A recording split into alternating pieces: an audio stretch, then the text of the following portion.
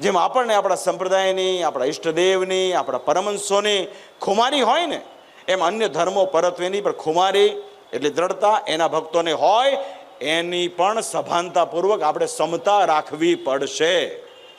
કારણ કે સ્વામિનારાયણે એવું નથી શીખવાડ્યું આપણને. શ્રીજી મહારાજે કીધું અમારા આશ્રિતો જગન્નાથજીનો પ્રસાદ ખાવામાં દોષ નથી, અમારા આશ્રિતો દ્વારકાની યાત્રા કરવી, અમારા આશ્રિતો શિવરાત્રિ આદિ ઉત્સવ આવે નહીં કરવી, અમારા આશ્રિતો જન્માષ્ટમીનો વ્રત ઉત્સવ ધામધૂમથી ઉજવવો, આદિક તમામ બાબતો હિન્દુ સનાતન ધર્મની મૂળભૂત વિચારધારા પ્રમાણેનું છે. હવે જેટલું દુઃખ ઊભું થાય છે ને ખોતરીને થાય છે. માટે સત્સંગમાં તો સુખ ને સુખ છે, જેટલું ખોતરીએ છીએ ને એટલું આપણું દુઃખ છે. અહીંયા જે મંત્ર આપ સૌને અપાણો એ પણ પરાપૂર્વનો છે. એ મંત્ર છે શ્રી કૃષ્ણ ત્વમ ગતિર્મમ.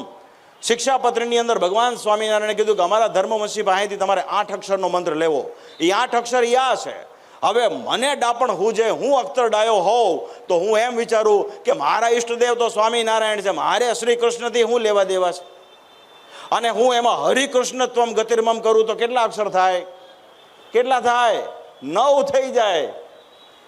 હવે આજકાલ સામાન્ય મોબાઈલ બધા રાખતા હોય, એમાં પાસવર્ડ હોય, એમાં કાનો માતરે બદલાય તો તમારો મોબાઈલ ખુલે છે ખરો?